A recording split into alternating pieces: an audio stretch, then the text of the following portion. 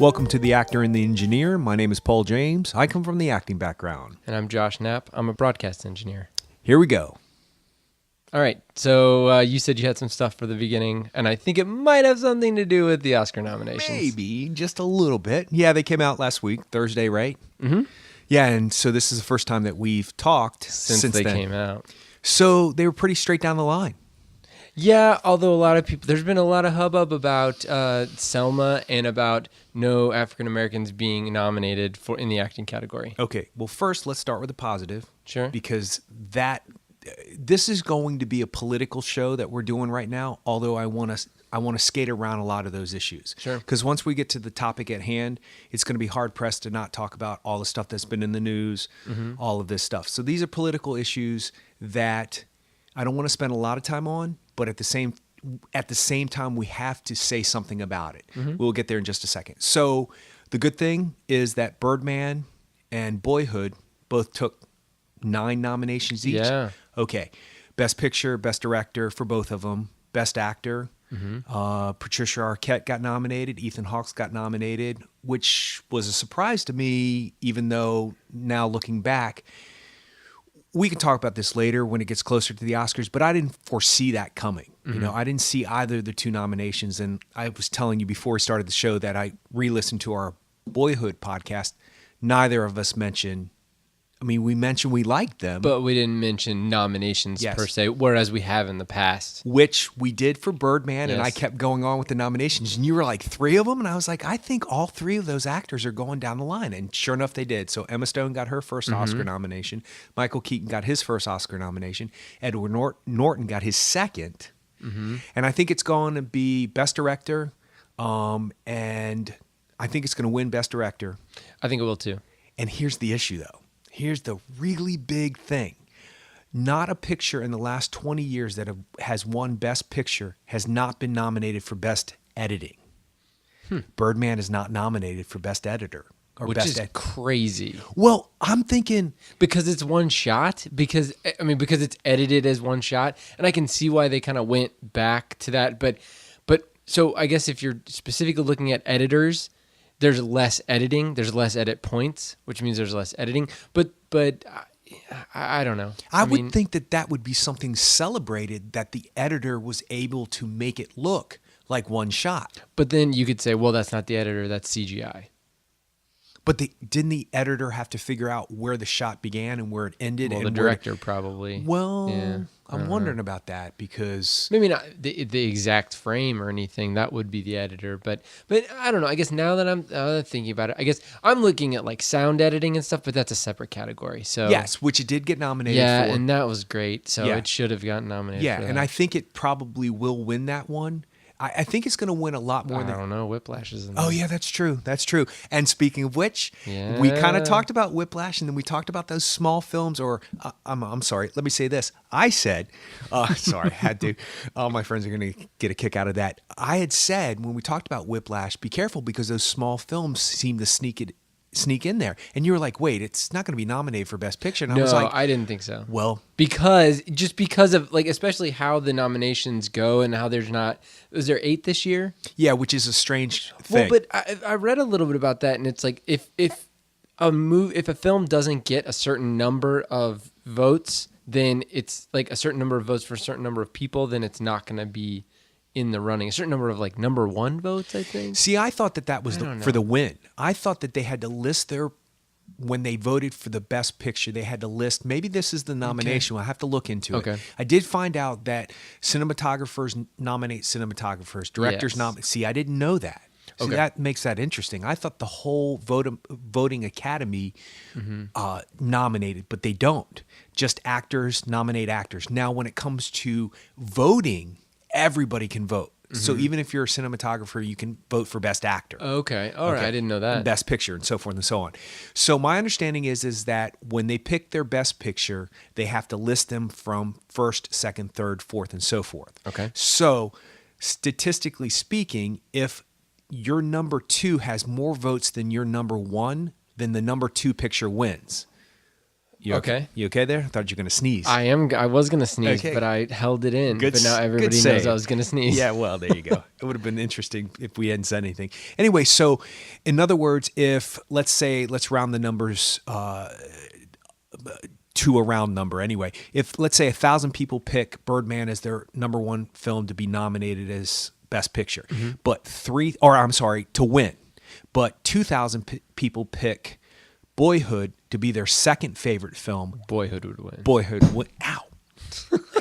We're just all over the Wow, we're place today. falling apart tonight. Okay. You almost sneezed. I just banged my hand. I actually scraped it. I think Oh, I dang. might bleed for my art tonight. That's right. So anyway, I thought the nominations were pretty not uninteresting, but nothing was like crazy surprise. Other than to me, like having Whiplash added in there, and then it was good that it got nominated for, like I said, for sound editing too, because I think and for regular editing too, didn't it? I have it right here actually. Yeah, I think it got nominated. Yeah, I for, think you're for right. Editing also, which is great. I mean, because those are the things that we talked about on Yes. the podcast. Yes. And it was those types of things. I mean, it wasn't able to be nominated for best score, which we already talked about last week. But There seems to be a little sting in every category. A little Yeah.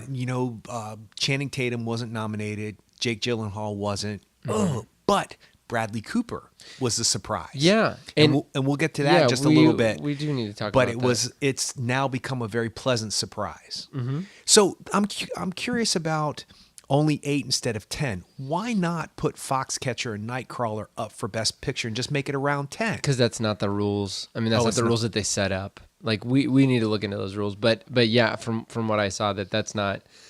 There has to be a certain criteria met for these movies to be in there. And then you and I, after the podcast last week, were talking about how Foxcatcher kind of fell off people's radar, and there was a possibility Steve Carell wasn't going to be nominated, which he ended up being nominated. Mm-hmm. And then all of a sudden, we kind of looked at each other and went, "What happened to Bennett Miller? How come nobody's talking about him anymore?" But he ended up with the nomination anyway. He did. But the picture did not. So Yeah. there's a little bit of controversy over this. People are like, "How can the Best Picture be nominated but the director not?" It happens all the time. But this is the other way around. And that happens all the time. For some reason, it makes sense to me. I find that film interesting, but I find how he directed it and the tone and attitude he presented way more interesting. Diving Bell and the Butterfly. It's a good movie. yeah. It's good. It's great performances, but it's the directing that makes that film interesting. He was nominated. Nothing else was nominated Yeah. from the film. Driving Miss Daisy. Great little film. Is it directed that well? Who knows? But he wasn't even nominated, but it won Best Picture. So, Yeah, so they do. There is precedent for both ways. It sounds like for those Yeah. things to happen both ways. Yeah. absolutely. Okay, so let's get to some of the controversies. Well, yeah. I mean, we're coming off of a few years where you've got. I mean, African Americans are prominent in the. See, that's why I in can't all believe of there's such a these- big deal. See, I think they're asking the wrong question. Yeah. The question is not why people of color were not nominated. The question is, why are the roles not being written for people ethnicity involved in the storyline, not involved in the storyline, whether or not it's about that subject, it doesn't matter. Why are these roles not being written? Or why does it have to be specifically, black centric role? I mean, why can't it be just a general character that happens to be played by an African American? Right. And I'm not saying that 12 Years a Slave, was. I mean, I think it was those nominations and that win last year was deserved because it was a powerful performance by Chiwetel Ejiofor and Lupita Nyong'o. Lupita Nyong'o. Yes, you. I remembered can't that believe one. I did that. You didn't. And I dropped the ball on that one. But anyway, so I mean, so yes, those roles were written and those roles were performed, but that you don't have to. I wouldn't think that you would have to play a slave or you would have to play Martin Luther King Jr. to be nominated for an Academy Award. You just had to be an actor who gets a good role and who performs that role to the best of your ability and is talented and you'll get, I would think you get recognized. They're but not maybe writing that's the just roles. me. Yeah. And they're not offering. I'll give you an example of what you're talking about. Morgan Freeman, $1 Million Baby. Yeah. That's not. There's no reason why it has to be a specific race in that role. Nor do I think that guy is. This is a black man playing this role. It doesn't come to my mind. It's. I think about the character. I think about what happened. The interesting thing to me is how different a different. I can't speak tonight. year. Yeah, thank you. Last year, it was the most racially mixed Oscar nominations, I think, of all time. Lupita Nyong'o, Chiwetel Ejiofor, Bakad Abdid, they were all in there. So I think that we have short-term memory issues with these kind of issues. For me, it's not why aren't these people being nominated? It's why aren't these roles being written? So I don't. mean, even before that, you had Monique. What was it? 2 years won. before that, she well, won. quite a couple of years now, but and It'll then be 3 years, I guess. but Gabourey yeah. Sidibe was nominated. Gabourey Sidibe was nominated, In our yeah. lifetime, it's quadrupled, no doubt about it. Yeah. Can it be improved? Yes, but that's also saying, look at the roles written for women. There's this big issue about that. And I like what Maggie Gyllenhaal just said on the Golden Globe. She said, I don't find it interesting that they're writing these roles for these eccentric women. She said, I like the fact that they're writing actual women, real life people. I mean, not, a real life person, but a person who's not A lived-in person, as not an opposed to eccentric character or characterization or whatever, an actual person. They're writing real roles for women. So I think you're going to go around and around. They talk about how the Academy is 65% Caucasian males over this age, and that's a prominent number. It's more than half. So I get That's it. going to change, though. Oh yeah, I mean, absolutely. as those people get older and they die and more people come in, it's going to change. It's just, maybe it's not happening as fast as some people want it to. But I mean, My thing is that you have to have. It's all about money. So why are these people not being nominated? It's why aren't these people, their stories being backed? The money's not being put down for these stories. And the interesting thing about that is that people think that people won't go see those stories, but that's not true. You tell a good story, it's truthful, it's cathartic, people go. It doesn't matter what the subject matter is. As long as you stay true to it, people go. It will make money. Do you think these people who made Whiplash had any idea? I mean, maybe after watching J.K. Simmons, they thought, Yeah. "Ooh, he might be up for something." and it's still an investment, and you still have people who are putting their own money into it. But especially nowadays, with it's a lot less expensive to make a film than it used to be. So, but you're starting to get these weird disparities where it used to be kind of all similar, movie studios making similarly sized movies, and now you've got less studio, well, I don't want to say less studios, but you've got the big studios making the big tentpole movies, like I just saw a trailer for Ant-Man last night, and so, I mean, those types of movies, the superhero movies and the big, huge, movies, the Avatars and all those things, Lord of the Rings, all those. And then you've got the smaller movies like The Imitation Game or Whiplash, or, I mean, even those movies, I mean, they still cost more to make than like you or I would be able to spend on a movie. But at the same time, you compare that to a movie from, 15 years ago or 20 years ago. Number one, it might not have been made back then. And number two, it's much easier to get recognized, because even if people don't necessarily see it in the theater initially, or if it's video on demand or something like that, it can still find a life on, other mediums, Netflix. And all right. that There's stuff. many more avenues for people to spend their money on it. And there's also more places that will make things. Netflix got, they did a documentary last year called The Square, which I still haven't watched, but it was nominated for an Academy Award. And I think they have another one that got nominated for an Academy Award this year, a documentary. So, I mean, you can go to Netflix with your idea. Comedians are doing that now. They're going to Netflix as opposed to just going to like HBO to do a special. They'll go to Netflix to do the special, or Comedy Central or whatever. But there's different ways to get your stuff seen and to get it made. And it seems like it's a little bit easier, but I mean, I don't know. Well, I guess the whole, if you want to call it a controversy, which I think just comes hand in foot with these kind of things. People seem to tag these things on it. Not that it's not true, and not that I'm downplaying it. Once again, I think we've got the wrong questions. We're not asking the right questions. Why are these roles not being written? Why are we not spending our money? I think is the question. But I think when people look at a film like Selma, which I have not seen yet, I haven't either, and I will, probably speak about it once I do see it.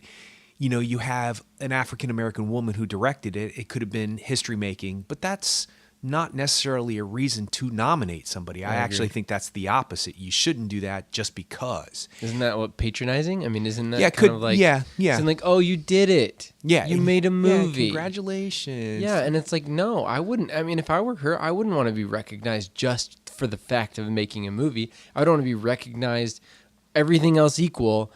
This movie is a cut above, But we could go see the film and be just as upset that she wasn't. Of because course. it's this fantastic film, and they're talking about the lead actor, who now I'm seeing everywhere. Yeah, David Oyelowo. Is that how you say it? Yeah, he was in Interstellar. He was the principal in Interstellar. He's the other guy in Interstellar? Mm-hmm. We talked about him. We did. We didn't know who he was, and we really liked I'd seen him. him before, and I was like, that guy's going to do something, remember? something like that. Yeah, who knows? He's going to play Martin Luther King Jr. Yeah. I mean, but if this film is great, I will be upset too, and I can see how people would be upset. But at the same time, for me, I think these things have the nominations people only get nominated if the films are getting made. Mm-hmm. So we need to make these films. We need to get people going to these films. They need to start seeing that the money is being generated for these films. Yeah. There's been tons of talk about that, especially with women in Hollywood. The fact that people don't want to spend money to go see a woman in a lead character role, when that's been debunked now. Because look, Sandra Bullock last year in Gravity is one of the biggest films of the year. She was pretty much the only character. Absolutely. So all this stuff in due time. But anyway. All right. Have you been keeping up with your media diary? I have. Okay, me too. Yeah. All right. That's awesome. It's interesting. It is, and I feel like I'm trying not to let it inform what I watch, but it is. Totally is. And I think it may be good because totally I am recognizing that I have a certain amount of time to ingest media, and it makes me a little bit more, specific. I'm like, I need to get to this or whatever, or I really need to check that out. And I'll kind of like plan, a little bit more than just like, what do we got? It's kind of like, no, I need to look at this. And so it's actually doing something strange to me. I don't want it to censor what I want to watch. But at the same time, I'm like, do I really want to watch this and admit to the world? Do I want to write this down? Yeah. Yeah, it's been really crazy. And then I look back on it just recently. I mean, it's only been a week since we've been doing it. And I spent a lot of time watching TV. Uh-huh. I bet. Yeah. I'm like, I got to read a book because I'm looking at this going. It's made me read more Gone Girl. And because I'm reading that book. I'll bet. I'm about halfway done. I was only like 20% done, with it. I think I'm going to go get the American Sniper book. Oh, cool. I think that's going to be my nephew wants me to read the Percy Jackson series, so I might do that because he never read Harry Potter. Okay. So I want him to read that, and he's 16 right now, 16, yeah. And he loves the Percy Jackson books, so I think I'm going to try to read one of those at the same time. But I need to read a book because I'm looking at all this stuff and from the time we said we were going to do it last week, I didn't feel well over the weekend, so I literally laid in bed all Saturday and Sunday. Oh wow, yeah. So you got a lot done. Yeah, a lot written down. That's for sure. I'm like, cool. Man, I've wasted some time in my life. Well, not technically. No, it's not. I don't think. Yeah. See, that's the thing. I don't think it's wasting. I think it's allowing you. It's to, stuff I've wanted to get to. Exactly. But once I'm hooked to something, I watch it, religiously and get through the whole season and all that other stuff. Yeah. So yeah, it's gonna be interesting. All right, well, let's start talking about the movie that we watched this week in theaters. It's American Sniper, and it did well this week. Yes, it did. Huge opening. So I don't know what the end was. It was like $110 million in the weekend, which is big. I mean, big for a non-Avengers style movie. I mean, like crushed all kinds of. I mean, people did not expect. I think they said it made 4 times what they had guesstimated it was going to Really? make. Yeah. Wow.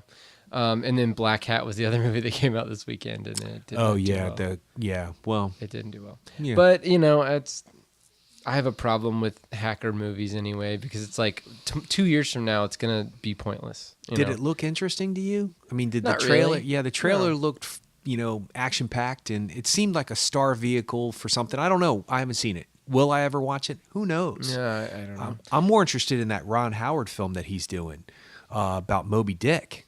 That Chris Henson, what's his name? Chris Hemsworth? Yeah, he did. They do an. Oh yeah, they're I doing- did see that trailer. Yeah, Yes, something it kind of in the reminded sea. me. It kind of reminded me of Master and Commander. Yes, that's you know, exactly that what I kind thought. of like it's Yeah. a grittier feel. And What's his name? Chris what? Hemsworth. Yeah, Thor, right? Thor. Yeah, he's worked with Ron Howard before, right? Speed Rush. or Rush, yeah. Which was a good movie. Yeah. I was I not enjoyed it. expecting to like that movie, but I did. Okay, so American Sniper. I'll just do the stock IMDb description. Navy SEAL sniper Chris Kyle's pinpoint accuracy saves countless lives on the battlefield and turns him into a legend. Back home to his wife and kids after 4 tours of duty, however, Chris finds that it's war he can't leave behind. Okay. So would you recommend this? Let's start off there. Yes. Okay.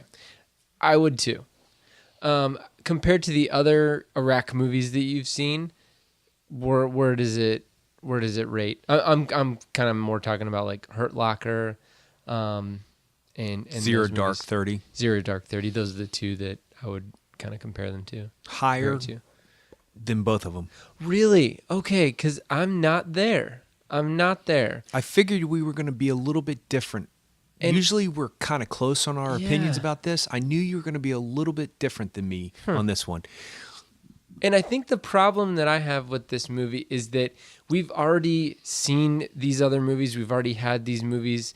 These movies have been made about this particular war, and it's a difficult war in that it's so wishy-washy as far as like who's the bad guy, and all these movies deal with that. What I'm saying is I don't want to be generic with that. So you're dealing with insurgents. So you're dealing with enemies that have embedded themselves, interspersed themselves with people who have nothing to do with wanting to hurt, Americans in general. And so it's hard to figure out. It's not like you're in the jungles of Vietnam, or you're in the Revolutionary War where each side stands next to each other and That's then a they better fire. example. I think You know what I Vietnam mean? was actually more. Depends. Yeah. I mean, but there were at least areas that it's like don't go here. Yeah, true. Whereas in the Iraqi war and the Afghani war, everybody's all intermingled, and Yeah. it's half combat and half talking, and we haven't had wars like that really. I mean, I guess Vietnam was similar, but anyway, so it's just it's a different animal, and it's not the same as these World War II movies where we're like, let's go get the Germans. It's not like that. So they dealt with it, and it felt, especially like the at home stuff, felt a little bit more cliched to me. And I understand they have a certain amount of real estate that they have set aside for the home stuff, but it felt cliche to me. And once again, I forgot about Sienna Miller, which I think that means she's a good actress. Totally. And Stunning. what the heck? I was like, wait, isn't that her? I Is that was her? halfway through the movie.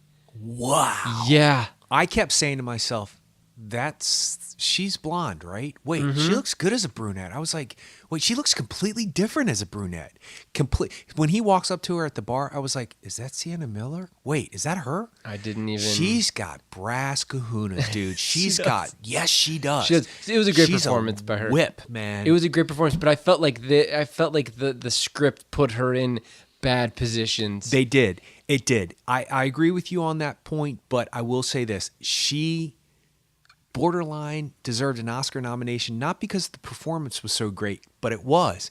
But she pulled every aspect out of that written character that she possibly could have. That's true. She just drew it, man. She wringed that water out of that rag as tight as she possibly could. And she developed this extremely well-rounded character. Yeah. You knew everything she thought, everything she felt, every movement of her eyelashes, her eyeballs, everything. You knew exactly what she was thinking. And that's hard to do. I can That imagine. end of the movie scene, the last scene when she's looking at him through the door, I had forgotten that's what happened to him. I had heard.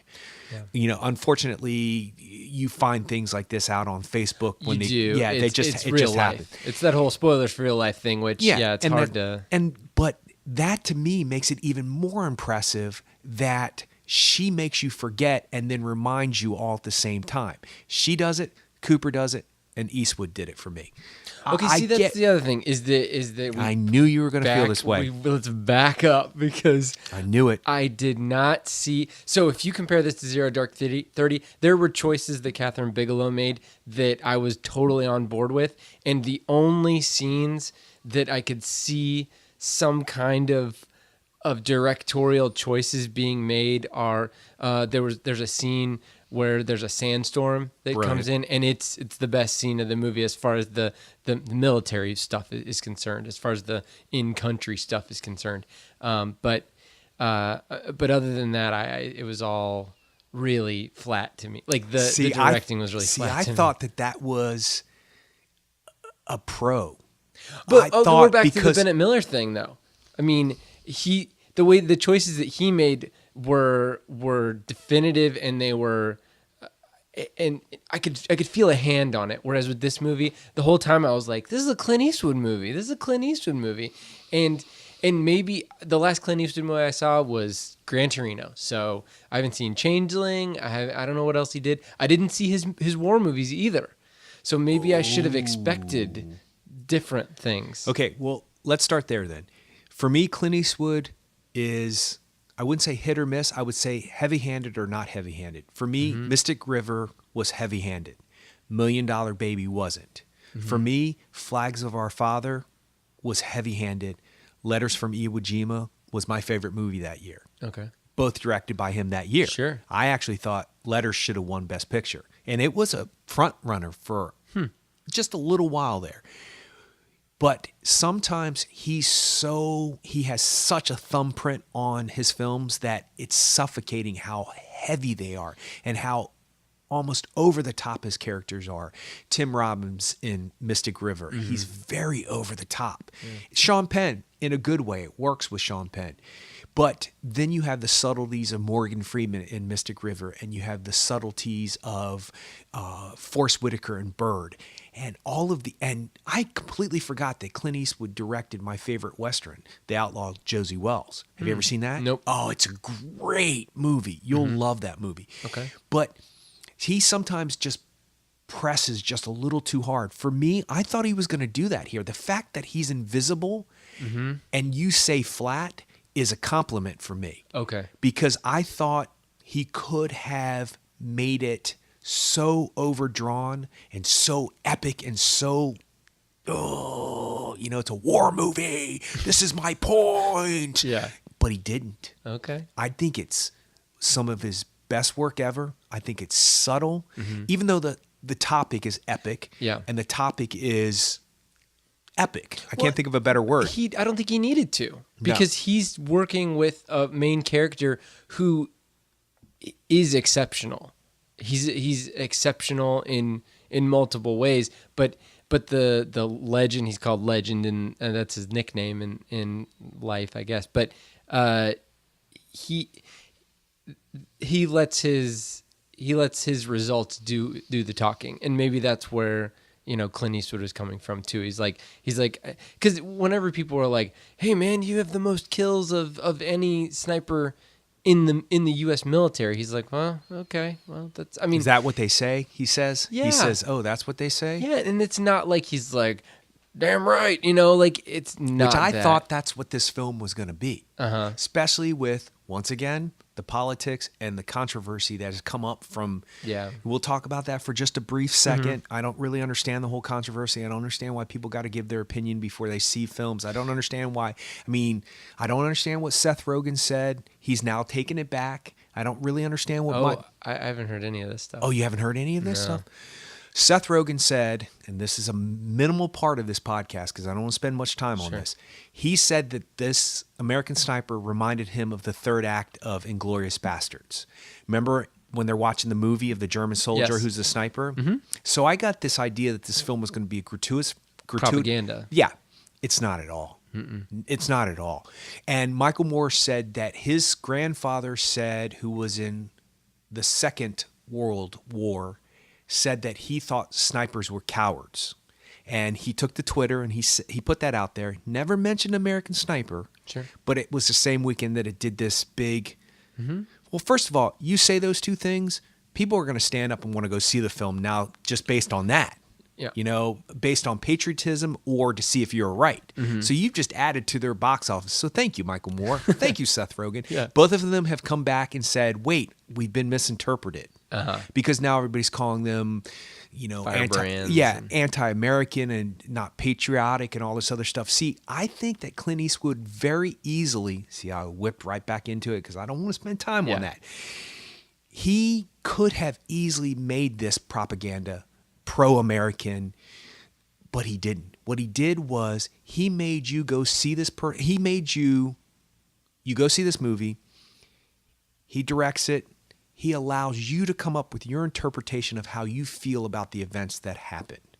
Whether or not you think that Chris Kyle was a legend or a sniper with vengeance or whatever is up to your interpretation. For me personally, it's a man who had a hard conscience about this subject. He did not want, I don't think that he got any kind of thrill out of doing this. It's all set up in that opening sequence with the woman and the child. You know, he says, I didn't want it to be like this. No. Which is ironic because you got to shoot somebody and kill somebody. So how is it going to be? But I think the big difference is that he's looking at it as like he had no choice, whereas we're sitting in a movie theater and we're like, of course he has a choice. Why would he ever do that? But it's played so brilliantly by Bradley Cooper that he had no choice. He did it. I saw it from his side. And I think that the real life Chris Kyle, this is the other thing I wanted to talk about too, is that he's I don't want to say it's unique, but it is something that is not the same as me. Like, he doesn't second guess. He has a task and he performs that task and he's very good at that task. And he's saving lives by ending lives. And he is doing that unapologetically. He has no qualms about that. In fact, like, one of the quotes in there was like, you know, when I meet my maker, I'll answer for every shot I took. But I don't regret, where is it? The thing that haunts me are the guys that I couldn't save. See, I think that is what he's telling the person in front of him so he can have that resolve where he's solid in his opinion about it. But he's really perplexed and it's really on his mind that he has to do what he has to do. He's almost like upset that he's so good at this. But he knows that, but it goes back to the sheepdog absolutely thing at the very beginning where his dad says there's sheep, there's wolves, and there's sheepdogs. That's the only scene in the movie I thought was too overdrawn. It was. It's way overdrawn. I think the father, but he has a tendency to do that. When you have fathers or when you do the backstory in a Clint Eastwood movie, have you ever seen Bridges of Madison County? No. Okay. The subplot is Meryl Streep has an affair with Clint Eastwood. That's the main plot. The subplot is that Meryl Streep's son and daughter, after she passes away in the future, after what happened with her and Clint Eastwood happens, they find letters from Clint Eastwood and realize that their mother has had an affair way back in the day. Got it. And so it's all about them discovering this. So that's the subplot. The son and daughter of Meryl Streep in that movie almost ruined that movie for me because they're a bit overdrawn and I don't know if he doesn't spend enough time with those minor characters. I don't know what it is, but I thought I was going to end up not liking this film after that one scene with the sheep and all that other stuff with the father and the two sons. But at the same time, I think if you watch the oldest son, who's Chris, you can see if you watch it a first time, you might get the impression that he's like, yeah, Dad, I agree with you. But if you pay really close attention, you can see he's looking at his dad like, yeah, Dad, I agree with you.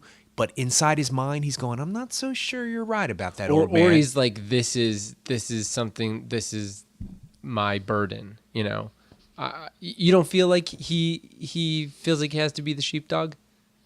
Yeah, I do. Okay. Which I find that multi-layered character interesting as hell. Oh, I yeah. thought it was really interesting. I thought I was going to go in there and be like, yeah, shoot him. You know, that's the impression I got from the trailer, and I thought that's what it was going to be about, but it's not. It's about a man who's really good at something, but I don't think if he got to choose a gift, this would not be the gift he would choose. I don't Yeah. want to be the Oh, best no. sniper in the world, God. Give me that gift. I don't think he would ask for that. Oh no, and especially not just because of how he deals with the accolades and the things that people do. He's like, whoa, I'm not, when he anything sees special. The vet in the truck store or in yeah. the truck garage. in the repair shop. Yeah. He's kind of letting the guy speak to his son, but he's kind of backing the son away at the same time. Well, he doesn't want to, but I think that's kind of setting up that what they didn't talk about, and I read a little bit more about it today, is that he did a lot with veterans. I mean, they did do some of that in the movie, but I think that was more of a transitionary portion of the story where it's like he's uncomfortable with that, but then he figures out a way to redirect it, and people want to be around him. Other veterans want to be around him, I'm sure, because of his legendary status, but he is able to turn that into helping them cope with whatever they're dealing with. Which in turn helps himself. Of course it because does. she says, you're back. Yep. I'm so proud of you. You've come back. So, see, even though it's clipped very quickly, there is time span at the end of the film where it's a couple years since he's come back to the time that he goes his out. kids are growing up. Yeah, his kids have grown up. Yeah, absolutely. That's a good way to measure time. But just because of the nuances of Bradley Cooper's performance, you get that. Just the way he was kind of slumped over when he first got home, the whole birthday party scene with the dog. Yeah, and even before that, rough, dude. even before that, when there's a scene where he's sitting in a bar and he gets a call from his wife, and it's just really tough. Cooper, man. Yeah, he's good. I will say this now. I waited for the Oscar nominations, and I really wanted to see Channing Tatum on the list, and I really wanted to see Jake Gyllenhaal on the list. I'm not so sure Channing Tatum should have made it to Best Actor because that might be more of a debate than it's worth. But for my opinion, he was the lead in the movie, so he should have been Best Actor. That said, it's very definable that Jake Gyllenhaal is the lead in that movie. Oh, yeah. So out of the 5, I was hoping that one of them two would slide in there. The fact that Bradley Cooper Took their spot. for lack of a better term, is okay with me now because he is outstanding. I mean, nothing he did in this film reminded me of anything he did in American Hustle or anything he did in Silver Linings Playbook. It is way often told now how much I love Silver Linings Playbook. Is that the same guy? It's not like the same, not even physically, not emotionally, the dialect, everything. Well, I mean, especially emotionally. I mean, he's working through things actively in Silver Linings Playbook, and in this movie, it's all bottled, and he has his face on, and he deals with things. You can tell that he's dealing with things internally, and it's just kind of eating him alive until he finds ways to channel it, especially at the end, Imagine having to say what he says about wanting to go into the military. I want to serve my country. It's almost laughable if you were to read it, how caricature it could have become. But you don't disbelieve him for a split second. You're you right. Buy it hook, line and sinker. He's full of confidence, Yeah. but he's got this huge heart. He's subtle. He doesn't want to be the life of the party, but at the same time, he's not going to let anybody else pick on anybody. He's a good guy. He is. But he's And also genuine. I think that's the that's big the thing. word. That's the He's word. genuine. And let me just say this: it's Bradley Cooper's third nomination in a row. Yeah. And the other thing is that this is, I think, the first year that four of the nominations for Best Actor are based on real people. Oh. And technically speaking, you could kind of say five of them. Even though Birdman is a made-up character, Michael Keaton sort of is that real person. Oh yeah. You know, yeah. even though I didn't really think about Michael Keaton as a person during that film, Mm-hmm. but all four of the other guys are real people. Wow. Yeah, interesting. Yeah. What's the matter? I just it's the bifurcation of cinema. We've got no idea what that word means. it's like a separation. It's a separating of cinema. We've got Guardians of the Galaxy that comes out, and Transformers is out there, and all of these movies, and Ant-Man and all that stuff. And then we've got these other movies where it's like we're delving into what is it about? Like, why do I love documentaries so much? Why do we love documentaries? It's because it's real. We're not making this stuff up. It happened. It's happening. We're showing you. And now we're starting to. It's just weird because you have reality TV and all that stuff, and then we have Facebook that shows up, and then we everybody's telling everybody else what they're doing, but none of it is important. Well, you can tell the And- stuff. You could tell when a person takes a photograph of their baby taking the first steps. That's the real stuff. But at the same time, That's the great stuff that's on Facebook. at the same time, the cream rises to the top. Absolutely. And the cream is Martin Luther King. The cream is, American Sniper. The cream is these based on real life. It was worth whatever. It was worth a book. It's worth a movie. It's worth this. So we need to pay attention to it. And when it's done right, it just Well, they say Feels truth is good. stranger than fiction, and I would believe that that's true. And I'm happy that this film made it to Best Picture. See, I was a little taken aback by it. I was like, wait, how did this film sneak in? Because it was opened late in December. It sort of opened not really big, and then they spread it out just recently after the nominations came out, which is smart. It's a great publicity stunt, for lack of a better term. But I thought, it's always interesting to watch a movie after the nominations come out because now you're holding it at a different standard than you would. And you try not to, but I do. I'm like, okay, what is it about his performance? I got everybody to vote for him. What is it about this movie? I think it holds up to every standard that every other film on this list that I've seen holds up to. It's an interesting, well-told story that I get to see something about a character. I don't know anything about that world. I don't know anything about what a sniper does. I have no idea what those people go through.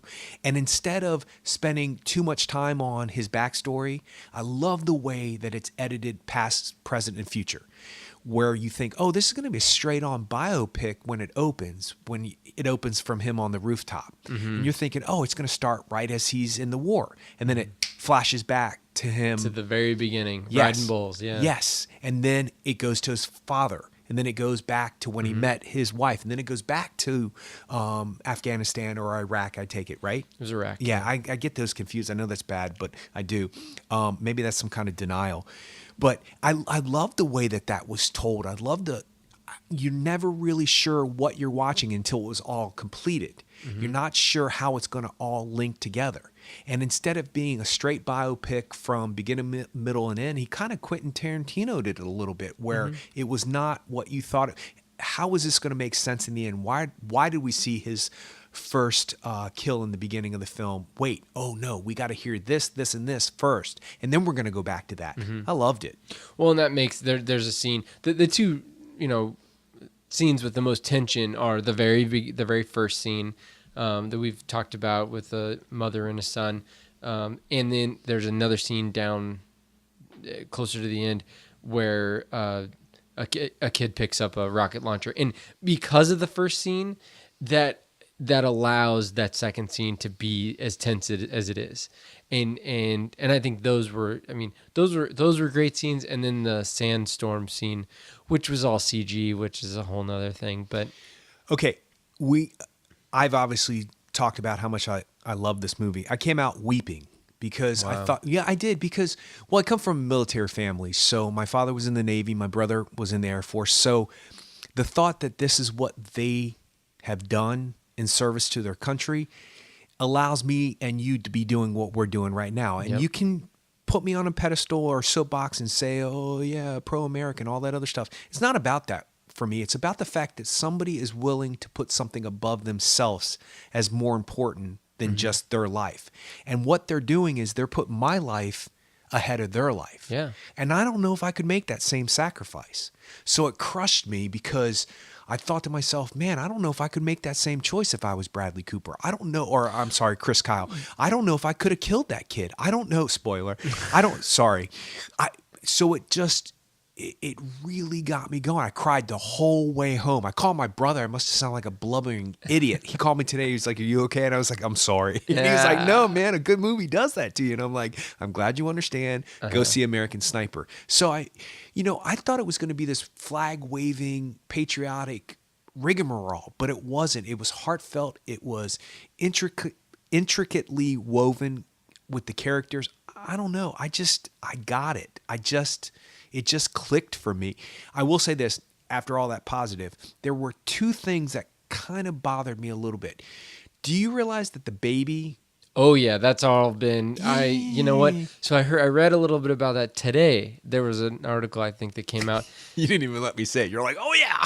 They used a fake baby. Yeah. And you can tell because the baby's arms didn't move. Yeah. Okay. And well, the baby's arms moved in a repetitive pattern that wouldn't have they happened. were down. Yeah. It was like the baby had its arms like at its side, which Well- babies would usually have their arms like up higher, I would think. Well, But- there's another time when I think she's holding the baby and the arm is up. Oh, and somebody repositioned the arms. No. I think it's Animatronic? Yeah, and I think it's moving back and forth. Yeah, Which is even creepier. yeah, it was very creepy. But I read that they had two babies lined up for this scene, which they had a day to shoot. The first baby was sick, and the second baby didn't show. So, Well, I know there's a big deal about how many hours you can spend in the lights with a baby. yeah. So, I mean, I guess that's why. But the interesting thing for me is that do other people register that? Maybe not on a conscious level, Well, but I think unconsciously they may have. it pulls you out of it. Oh, it pulled me out of it. Yeah. Well, because I know, but I was like, I wonder why. The scary part was like, I was thinking like, this baby actor is not good initially. And I'm Unlike the kid in Under the Skin. oh yeah, oh Yeah. man. Oof. Yeah, well, there's a- that kid didn't have to act. That kid was. There's a dealing mini with Oscar things. nomination right there. Yeah, And that then kid's gonna deal with that for the rest of its life. Yeah, it really is. And then the second scene was when they were going toward, when they were in the final battle, or I guess the final sequence where Bradley Cooper was trying to get, what was the bad guy that was set up? He was called something. Oh, I know what you're talking about. It's the other sniper. I just saw it last night too. What's the other sniper's name?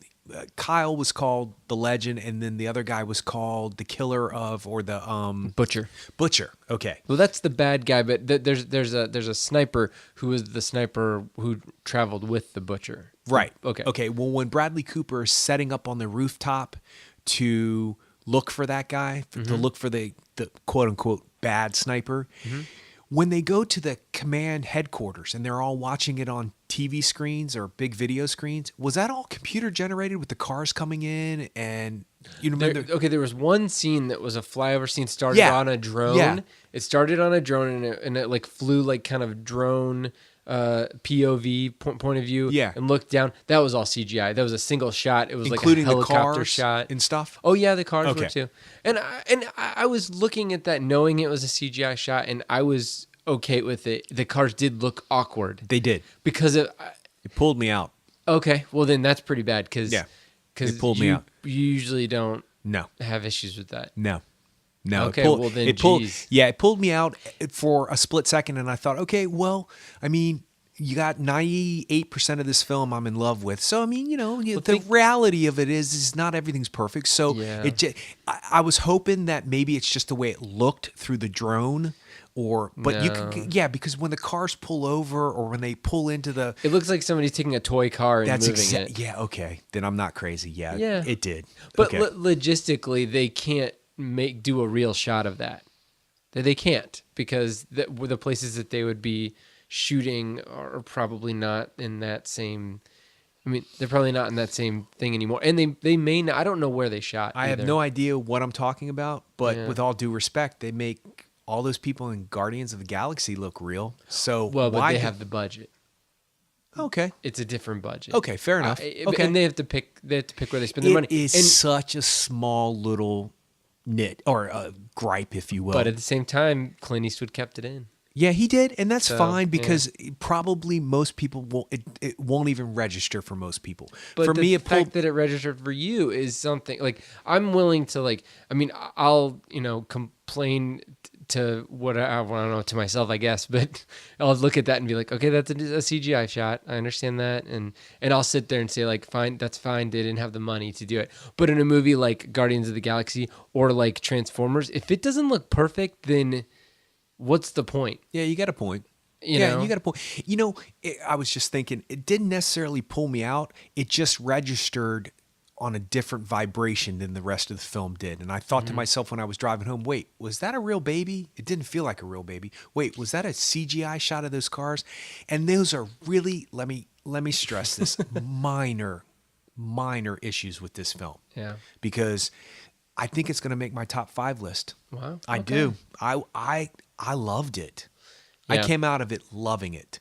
Yeah, it was good. I just for some reason I'm maybe not incorrectly, but maybe unfairly, I'm comparing it directly to Zero Dark 30 and the Hurt Locker. And to me, See, I get the comparison because of the war, but I don't really get the comparison when it comes to film. See, So I loved Hurt Locker and I thought Zero Dark 30 was okay. But to me, the Hurt Locker was more subtle in some of the ways that it handled with him being back home. Like there's a single scene of him looking down the cereal aisle, and that scene has as much power as the scene where he's at the bar, and where Chris Kyle's at the bar and his wife calls him, and it's just a different way of movie making. Wait, what are you saying? Are you saying that you liked the scene looking down the aisle better than the scene in the bar? No, I'm Are saying you kidding that me? it has. I wouldn't trade that All moment right, for a well, life of me. Hold on, because the ability to convey an emotion in a single shot with no dialogue or anything like that. Like I know exactly what Jeremy Renner's character is thinking at that point. And I also, throughout the scene that we're talking about at the bar for Bradley Cooper, for Chris Kyle in this movie, I realize what he's going through too, but it's done in a different way. And the what's the movie? All I can think of is Zero Dark 30. The Hurt Locker movie scene is, I love that a lot more. I like the puzzle and me opening the box and unlocking the puzzle. Like I like that, and there weren't really as many of those scenes in this movie. I get it. That's fair enough. I totally get that. But for me, that emotional outburst, for lack of a better term, even though it's subtle, that Bradley Cooper has, I saw that scene in the trailer and I was like, oh no, I don't know about this movie, man. This is going to get me. I can feel it. The part in the bar was in the trailer? Yes, it I is. didn't know that. Yes, I forgot. Yeah, it is. Well, I think there's 2 different trailers. I think one of the trailers was a shortened version of him on the roof and Yeah, him looking. that trailer's amazing. Yeah, that trailer is amazing. That made me really want to see that movie. Yeah. The extended trailer, I think, has both scenes in it. It has the therapist scene where the ones that I regret are the ones I couldn't save. That's in the trailer. And then I'm back in the States. That scene's in Yeah. there. So if it wasn't handled so, it's almost like Bradley Cooper played it as if he didn't want to say these things, but he had to because he answered the phone. And he's talking to his wife, and I don't even know if he realized what he was doing. I agree. He's sitting in a bar and he doesn't know how he got there. Yeah, until she's like, "Wait, where are you?" And he's like, "Oh yeah, I'm back." And you're the great thing about that scene is that everybody's realizing the situation at the same time. She's realizing it, the audience is realizing it, and he's realizing it. Yeah. That's really cool. Yeah. See, okay. See. No, it's cool, but the serial owl's cool too. Right. I see what you're saying. One is indirect emotion that allows you to fill in the gap, and one is direct emotion that the gap is already filled in and you have to wrap yourself around it. Mm-hmm. And you know what? 6 of 1 for me. Okay. I totally get what you're saying about that scene with Jeremy Renner. It is extremely well done. I love the Hurt Locker. I thought it was great. Mm-hmm.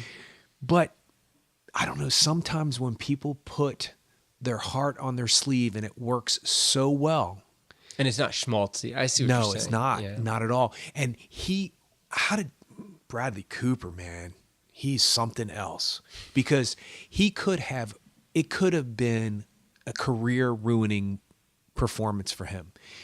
The scene with the dog at the party, mm-hmm. Have you ever seen Bradley Cooper look more vicious in your life? Like, he scared me. And it helps that he has like 40 pounds more muscle. Well, that expression, when he stands up and he looks determined, and you know exactly, you're like, oh my goodness, he's gonna kill that dog in front of these kids. Mm-hmm. And he, what is that? Oh, the great white shark's eyes rolling back in their head.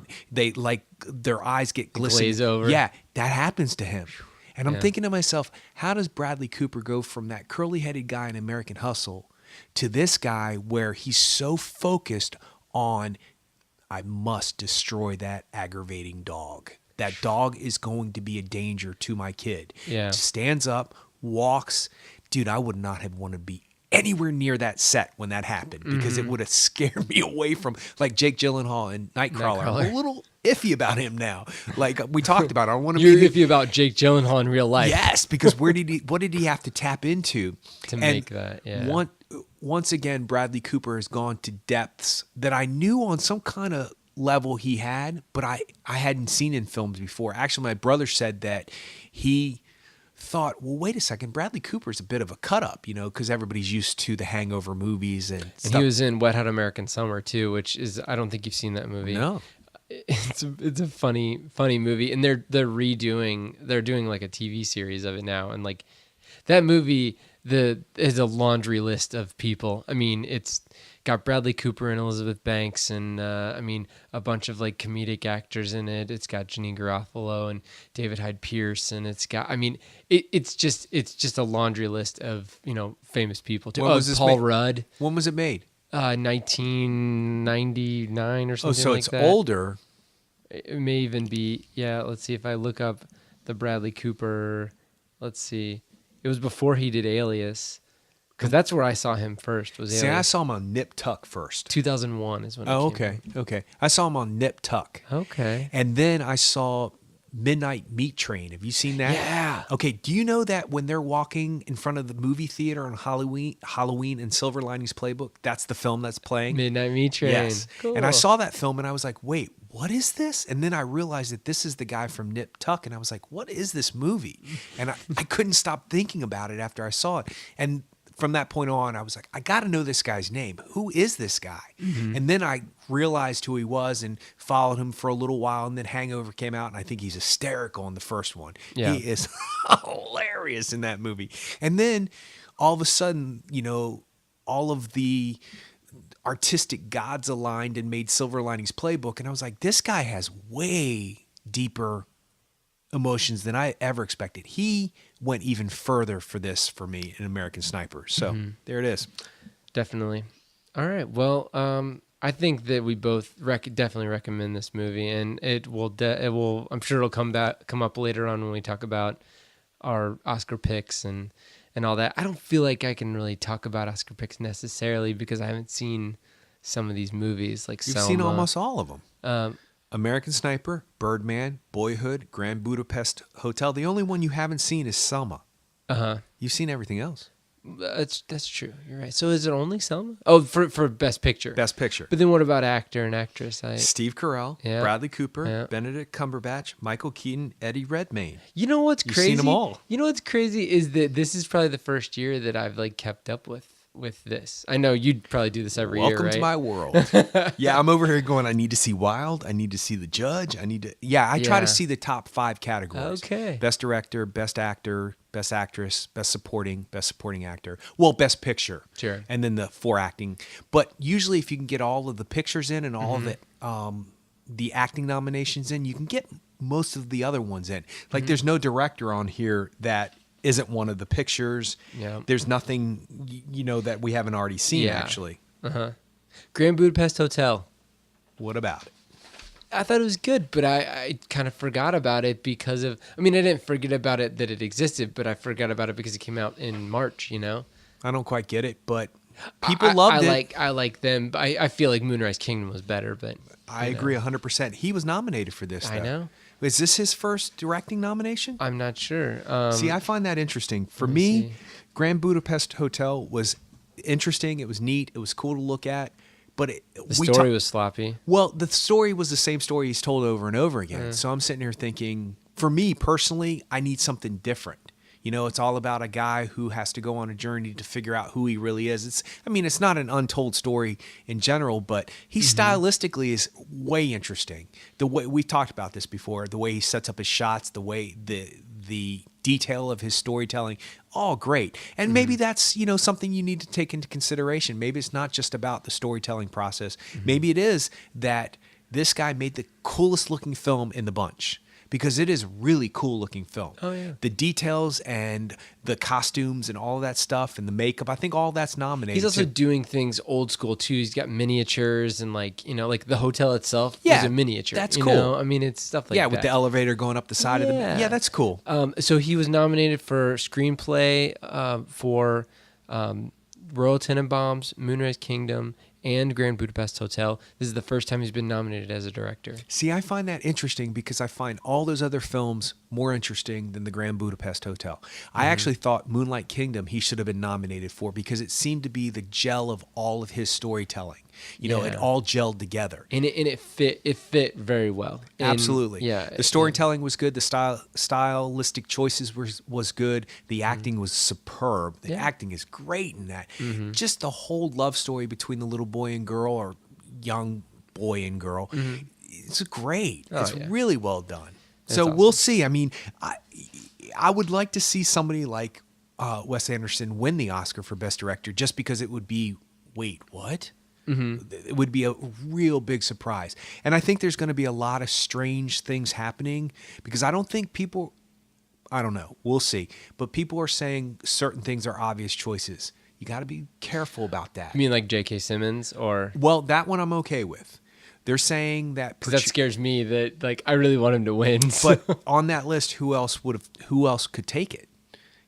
But if you look at the supporting actress category with Patricia Arquette, who is the front runner, you got to be careful of that front runner for that one. It always seems to be the supporting actress. Somebody's the front runner, Somebody and pops then in. boom, somebody else wins it. It happens all the time. But once again, I love her. Always have, always will. So if she wins an Oscar, good for her. Great. All right. Well, you guys can check us out on the web, actorandengineer.com.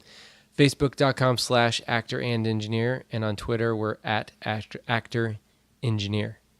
And we will see you next week. Until then. Bye.